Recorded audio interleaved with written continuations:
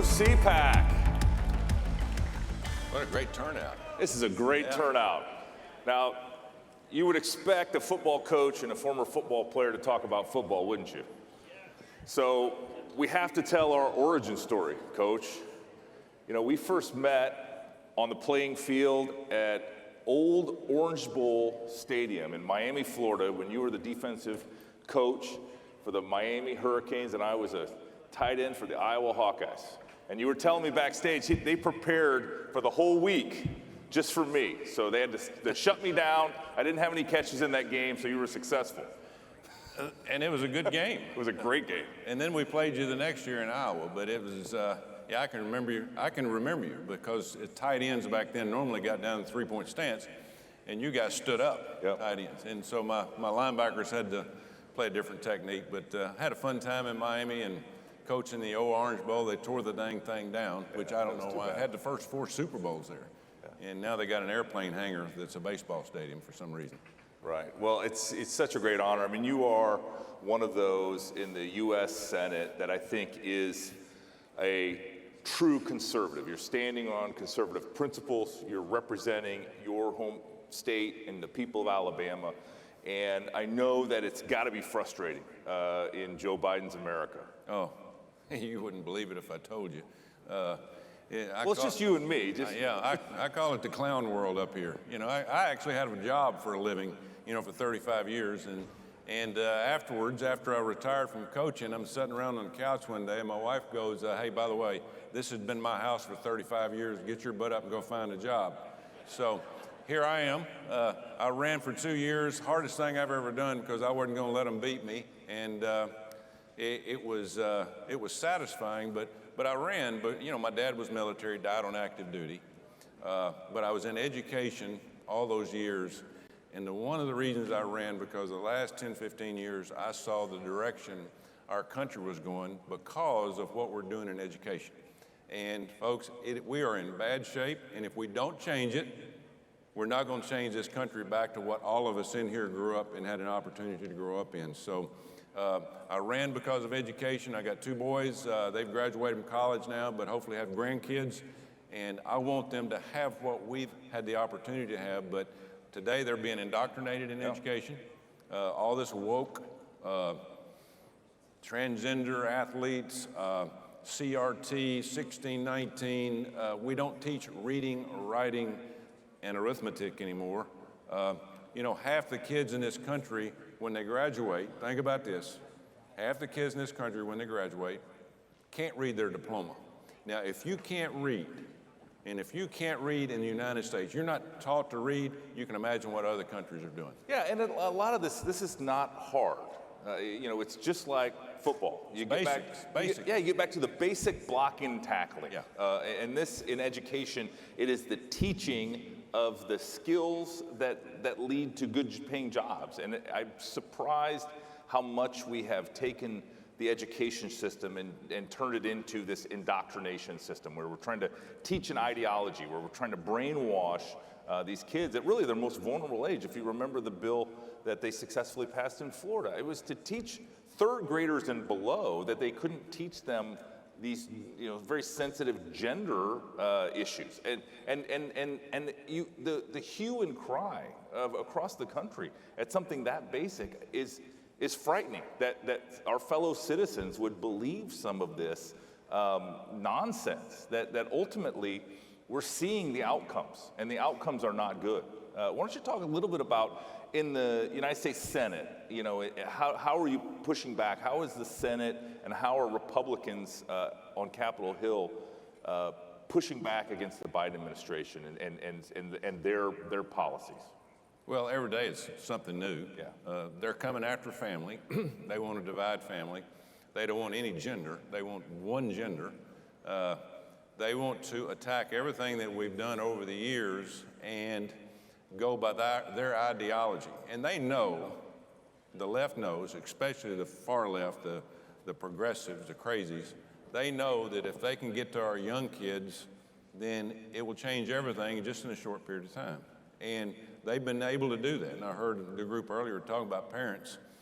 And I said this during the campaign, you want to make a difference in life, you run for the school board, or you get involved in the school, either being a substitute teacher, do something to really recognize what's going on. And we all found out what I already knew during COVID when Zoom was going on, and kids weren't in school, but their parents are watching what they're being taught on computers and their iPads going, what in the world is going on here? Well, it's been going like that for a while. Folks, we're in trouble. Our country is in trouble, and it starts with education.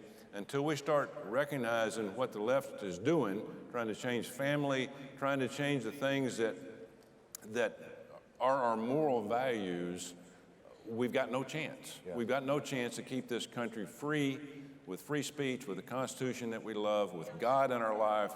All those things that we take for granted aren't taken for granted anymore. Yeah, and Coach, you know, I mean, their most recent Supreme Court appointee couldn't say what a woman was.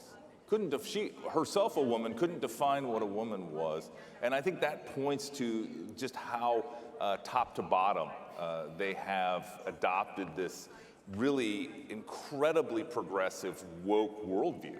And it's inculcated into a lot of their agenda. And you saw where, for example, the advanced placement Black studies and African American studies included, you know, some very progressive ideology that had nothing about the history to do with the history of Black America, or you know, that whole, you know, moment in time that we've been, you know, living through this American experiment. But I think it's extraordinary. You know, one of the things, again, we talked a little bit about football, but I think Congress continues to be sort of interested in transgender in sports, where that's going, whether biological males can compete against biological females and dominate in some cases. I mean, do you have any perspective on that as to, you know, how it just seems fundamentally unfair to me? Well, it's just another step of what the left's doing. It's their game plan. There's no doubt about it. You know, they're going after family. They're going after faith.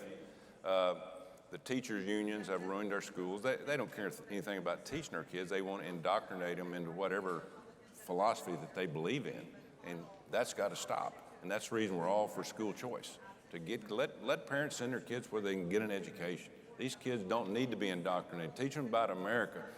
And listen, I coach minorities most of my life. 80% of the athletes in any sport are minorities. I loved every minute of it. I loved every one of them. But you know what? I didn't treat any of them any different, because I looked at them not as white, not as black, not as red. I looked at them as Americans. And that's what we have to look at. And sports are so important. And you brought that up. Title IX started 50 years ago. And I was first coach in high school, almost at that time. And Title IX basically says, let's give girls an opportunity, young girls and women, the chance to do what the guys are doing. And it's probably the most successful thing that's ever happened on this, what they call a hill over here. I call it the circus, but over in D.C., it's the best thing that they've ever done, because Title IX has been so successful. 600% increase in girls playing sports since Title IX. 600. Think about that, 600%. Now, it said you had to have the same funding, same amount of coaches, same facilities, and federal law that actually worked. We don't need big government, but that's something that worked. Well, now what's happened? The feminist group don't like that. They don't like that, because it has empowered the leadership of women in a lot of things. I've got a cohort now that's the first woman senator in the state of Alabama, Katie Britt, and she's going to be outstanding. And because of athletes, her husband was an athlete, played at Alabama, all those things together. But that being said, now they want to destroy Title IX. They want to destroy it. I'm looking around some of my Democratic colleagues going, what, do you not have granddaughters? Do you not have girls? I don't understand what you're trying to do.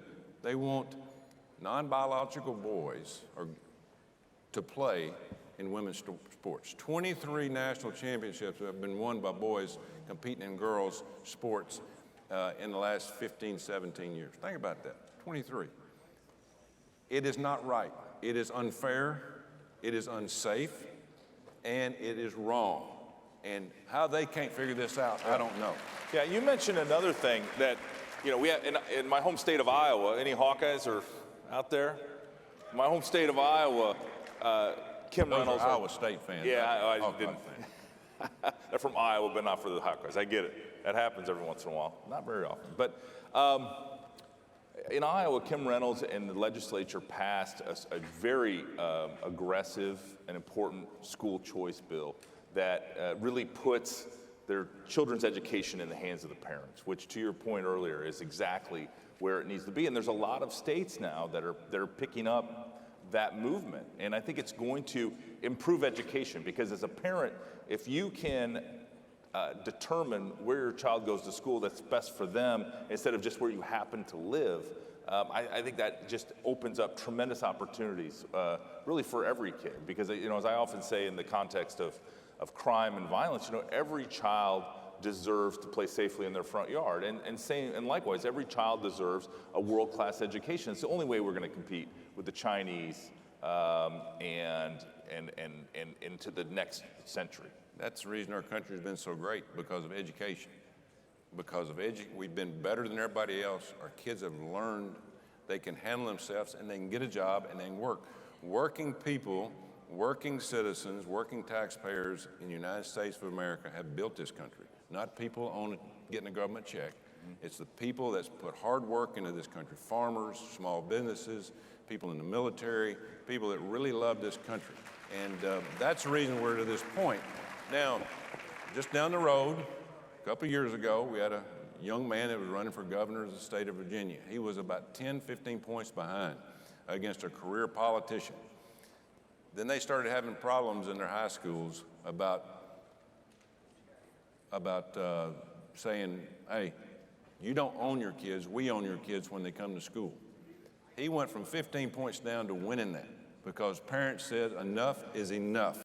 And when you start messing with the kids, that's when things end. And that's the reason, folks, if we don't start opening our eyes to all these things, crime, the border, inflation, all those things are happening. Foreign relations, which is god-awful as we speak. But it all starts with family, God, and education. And if we don't pay attention to those three things, we cannot remain the #1 country in the world. But we're going to, because we're going to keep our eye on it. No, and there's no doubt that we need a revival in the United States of America. We need a spiritual revival. We need God to come back into every American's life and be a positive impact in that. And we need a revival in our education system. It really, I think it had stalled out. I think the innovation, the enthusiasm behind a lot of those things had gone away. And the re-engagement of moms and dads, grandparents, and others that care about each child to try to push them forward and to get them where they need to be, I think it should pay dividends. Yeah, and I will say this, and going into thousands of kids' homes and talking to parents every year, recruiting, half the kids in this country, now I'm not talking about race, I'm just talking about half the kids in this country have one or no parent. Mm-hmm. And it's because of the attack on faith. People are losing faith for some reason, because of the attack of God. When I started head coaching in 1995, I was the first head coach, and it just kind of came to me from a young man said, I want to be your full-time team chaplain for your football team. I said, what's that? He says, I want to come be around your players all day long. I said, how can you afford that? He said, well, I'll go out and raise my own money. Well, we did that. Since then, we started a chaplain program, and almost every school in this country now has a full-time team chaplain because of that one kid. And God put him there. It wasn't me. And it changed the lives of so many people. We've got to have that returned, not just athletes, but also to the schools. But the left is fighting so hard to keep God out of our schools, God out of our family, trying to shut faith-based television down. Anything that has to do with the sanctity of life, they cannot stand it. Yeah. And here, we live in a country that was built on fundamental tenets, and one of those fundamental tenets is a freedom of religion, a freedom of speech, and yet the left always seems to want to quash speech they disagree with, squash religion and fight tooth and nail, to your point. In the few minutes we have left, I really, since I played and since you've been done coaching, a revolution has happened in college athletics, and that's this name, image, likeness situation, which essentially says that the Supreme Court and the laws now provide that a player, even though you're an amateur, is entitled to the money that's derived from their name, image, and likeness. And so you're seeing, as money does oftentimes, a real perversion in college sports. In the football case, it's turning into the haves and have-nots. You have these programs, Alabama, for example. Auburn, I'm sure, is trying to compete at that level as well. But so many other schools that can offer recruits, and I know they're trying to trim that up, but recruits $1 million packages, quite frankly, to show up. And then at the same time, in basketball, in college basketball, you end up with players that can make more in college than they can professionally. And so you have guys that are staying longer, oftentimes, at least in men's basketball, to play college basketball. I mean, how do you think, what do you think the current state is, and how do you see it playing out? Because this seems like a real radical experiment. Yeah, it's a mess right now. It's like our country. Everything's kind of in turmoil. Well, this is the same thing. We have to hold on to every sport, whether it's elementary school, junior high, senior high, college, professional, because sports have built this country. But the NIL, which means that college athletes can make money, I'm all for that. Let me tell you something. Some of you in here probably participated in college sports. It's the only time in your life that you'll have 2 full-time jobs, because you can't work because you're going to school, which is about an education, and then when you get done with that, you go down with a bunch of crazy coaches, whether it's basketball or football. To keep their job, they got to win, so they're going to drive you in the ground. You have no free time. So I've always been for players making money. Now, this might be a little extreme. Now, Joe Manchin and I right now are trying to help, and we've come up with a text of some bills that will hopefully help, that we can get passed. We're having a little problem with some of the senators, but what we want to do is, if we're going to have college sports as we all know it, to make it fair for everybody, we want all 50 states to go by the same basic rules. Now, we're not getting in the weeds, and we want players to make money. Right now they can transfer anytime they want. I do not believe in that. Yeah. I do not believe in teaching kids to quit. Give them the opportunity to say, it's too hard for me, or I don't like it here, I'm going to leave. I'm fine with them leaving, but there's got to be some kind of penalty. So we're trying to come up with some basics of the NIL, and then we're going to, if we can pass it, we're going to give it to NCAA and say, now you build around that. But these 3 or 4 things, all 50 states have to go by that. And we're the only one to do that. Right now, it's a free-for-all. Yeah. Everybody's doing different things, and it's not a level playing field. It's not a level playing field. And it is, I think there needs to be a point where players are able to, afford having 2 jobs. I remember, and I'm sure you saw it many times, it was the same substantial era, is you had players that went hungry. I mean, quite frankly, if there was not a training table on a Sunday night, they didn't have a meal. There was no extra cash. And I know they've tried to fix that, through various innovations. They don't. It's a little different now than when I've visited. I went back a few times. I tell the funny story that we used to sit in 55-gallon drums of ice water to cool our legs. Now they have plunge pools that are custom climate controlled. So it's a much different business than back in at least my day. But anyway, well, I want to thank you for fighting on behalf of Americans, pushing back against this radical woke agenda. It has been my pleasure. Ladies and gentlemen, much big thanks to Coach and Senator Tommy Tuberville. Thank you. Good job.